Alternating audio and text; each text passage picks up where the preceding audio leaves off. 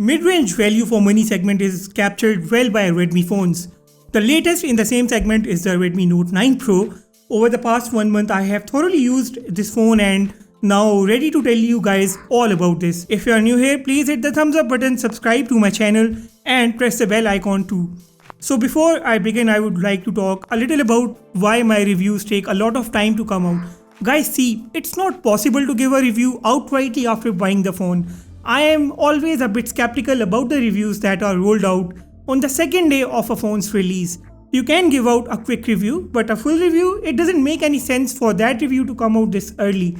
An authentic review takes a lot of testing, checking each and every single aspect of the phone, and that is what I do, and my reviews come out late for this very reason. Rest assured, I try to keep my reviews as authentic as possible. So I hope that you all understand what I am trying to tell you. Alright, let's get the specifications of the Note 9 Pro out of the way. First of all, we are reviewing the global version of this phone. This one comes with a 64 megapixels camera. The same phone is known as Redmi Note 9 Pro Max in some regions. The main highlights include Snapdragon 720G, a big display with a punch hole camera, a huge 5020 mAh battery with 30 watt fast charging, and the rest is on your screen.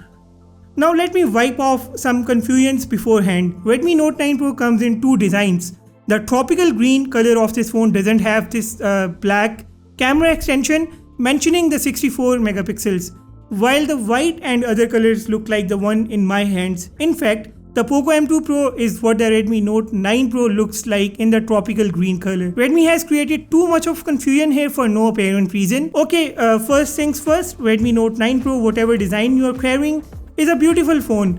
It's built fully out of glass and has a lot of heft to it. Gorilla Glass 5 on the front and at the back as well. No IP protection here. The frame is of plastic but built beautifully to give you a metallic feeling. The protruding camera module on this phone won't let it lie flat. It disbalances the phone. At the bottom you can find its headphone jack, speaker grill, USB Type-C port and its primary mic. The volume and the power buttons reside on the right side of the phone. A SIM card slot that can hold 2 nano SIM cards and a micro SD card resides on the left side. At the top is this phone's secondary mic and IR blaster. Redmi has opted for the new display design. This seems to have become a trend now. The punch hole on the front looks really cool. Bezel profile and bottom chin are extremely thin, almost not noticeable. Now, some of you were asking about the display leak issues. I haven't seen any such problems on my phone. Note 9 Pro and Note 9s both have a brightness of 450 nits. This is quite high and I had no problems with the viewing angles either. Watching videos on this Full HD screen is an experience of its own kind. This is not the best display in terms of the colors, but keeping in view its worth, this is impressive. I did not face any touch responsiveness issues either while playing the games. The display is quite comfortable to use for several hours. It works well outside under bright sunshine as well. Color scheme options reside in the settings of the phone's display settings. You can easily change those.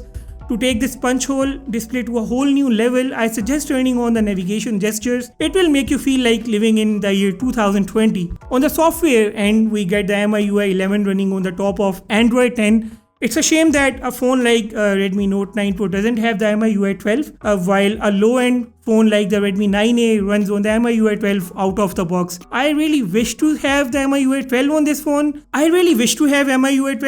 phone. But I'm not sure when that will roll out. There is nothing different here from any other typical MIUI experience. The dark mode, MI share, screen recorder and all such features exist here. I am carrying the 6GB and 128GB variant of this phone. The storage standard is UFS 2.1, a plus for this kind of a phone. For security, there is a side-mounted optical reader. It works well. There is a Face ID unlock option as well, but that is not secure. Xiaomi has added the Snapdragon 720G 8nm chipset in this phone. Now the interesting thing about the Snapdragon 720G is that its bigger cores are clocked 100 mHz higher than the Snapdragon 730. This gives this chip a little bit of advantage in the AnTuTu benchmarking application. This one clocked a score of over 276K, and to accompany this CPU we get the Adreno 618 GPU. Redmi Note 9 Pro has its dedicated gyroscope sensor along with its proximity sensor. Given its big display and massive battery, this is one of the most attractive devices for gamers. I did run PUBG Mobile on this phone in smooth ultra settings at first and loved every bit of it. No frame drops, no lags, no nothing. Redmi's FPS tool shows 60 frames per second, but I believe this is not more than 40 FPS in real.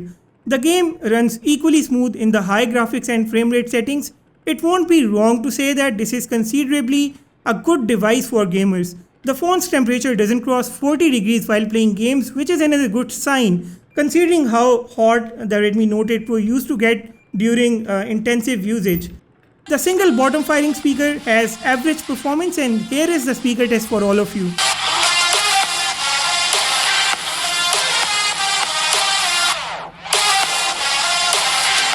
Moving on to the cameras, the main 64 megapixel sensor on this phone is the Samsung GW1 sensor. This is the same sensor that we saw on the Redmi Note 8 Pro last year and also on the Samsung Galaxy A71. But the image processing here comes from the Snapdragon 720G, which makes the image result a bit different.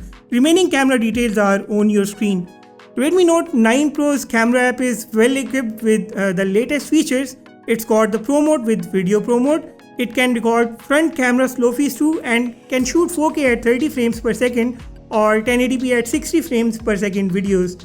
The camera result of this phone is good enough for this price bracket. It goes neck and neck with phones like the Galaxy A71. Its ultra-wide camera isn't even close to good, but its macro camera works better than the MI Note 10 Lite. The front camera is not very good. It takes selfies with cool tone and doesn't have very good details either. Edge detection for the portrait mode is horrible. TIS on this phone works in the 1080p at 30 frames per second mode only. I wish it had worked for 4K at 30 frames per second too, just like the MI Note 10 Lite or the Galaxy A71. Maybe we'll get that with a software update in near future.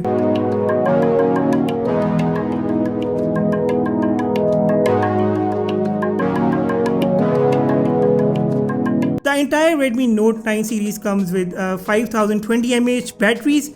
In my battery drain test, this phone took about 9 hours and 45 minutes to go from 100 to 0, just a minute after the Galaxy A71. The phone's temperature was in the 40s after this test.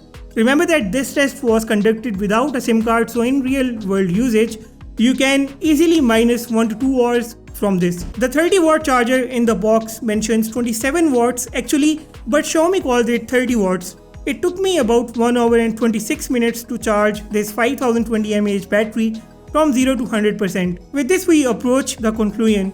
Redmi Note 9 Pro provides the best value for money. I would definitely pick this phone up over the Redmi Note 9S or the Samsung Galaxy A51. For that hardware, I think you can make a compromise on the LCD display. There is a lot of room for improvement in the front camera segment. The only big downside that I see on this phone for now is its software. At first, the MIUI comes with a lot of ads. You can turn them off sometimes, and sometimes you can just not get rid of them. I really wish to see the MIUI 12 on this phone as soon as possible. That will actually make this device a complete package for now. Let me know about your thoughts in the comment section below. If you liked this video, please hit the like button, and if you loved it, please subscribe. With that said, I will sign off and see you in the next video.